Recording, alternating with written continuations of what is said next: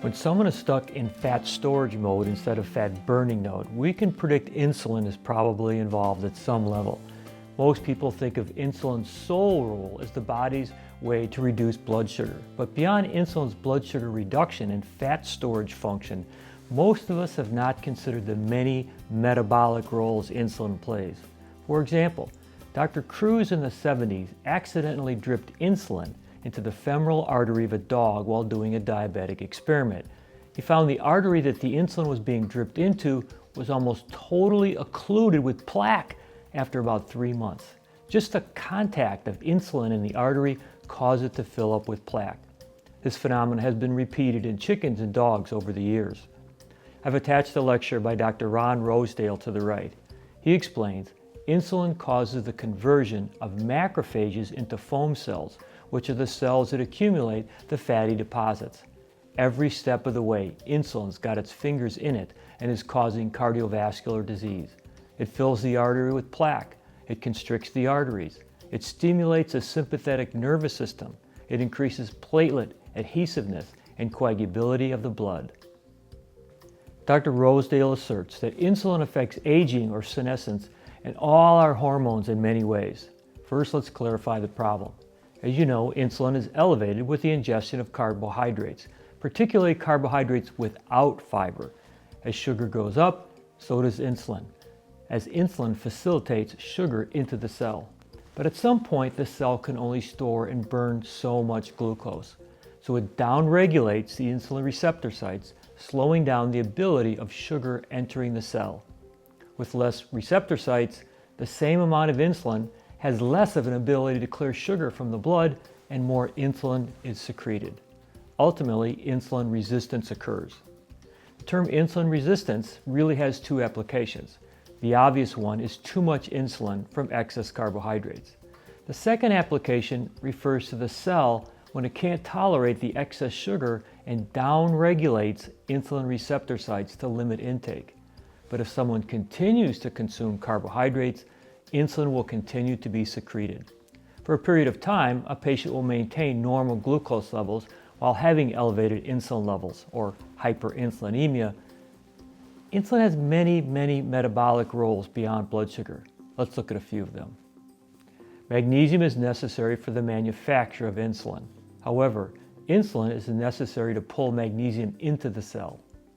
Blocked insulin receptor sites in the cell mean low intracellular magnesium levels. Magnesium is critical for energy production, a healthy heart, vascular, and blood pressure regulation. Hyperinsulinemia causes the excretion of magnesium as well as calcium in the urine. Magnesium and calcium are acid buffers, so hyperinsulinemia will promote an acidic pH, which promotes excess free radicals and inflammation.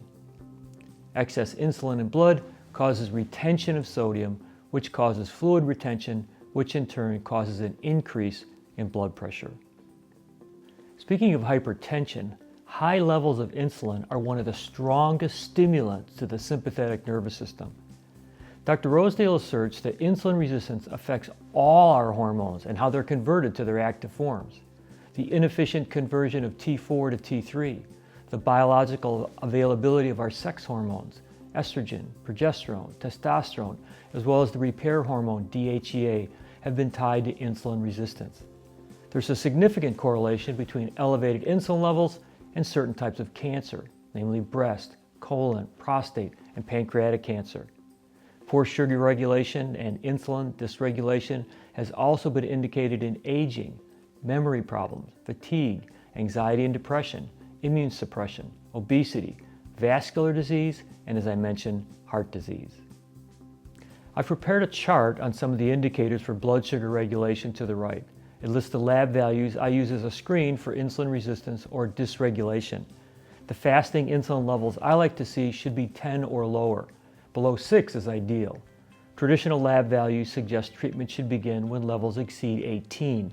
However, if fasting insulin levels are over 10, insulin resistance is well underway and needs attention and monitoring with repeated lab testing. Therapeutically, reduce the patient's level of refined and even starchy carbohydrates until insulin levels are stable and lifestyle changes are made.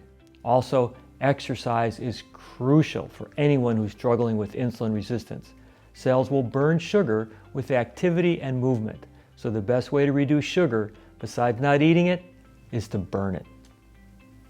Keep in mind the most stubborn cases of insulin resistance usually involve one or more food allergens, so reducing food sensitivities can be important. As far as supplements, there are several options.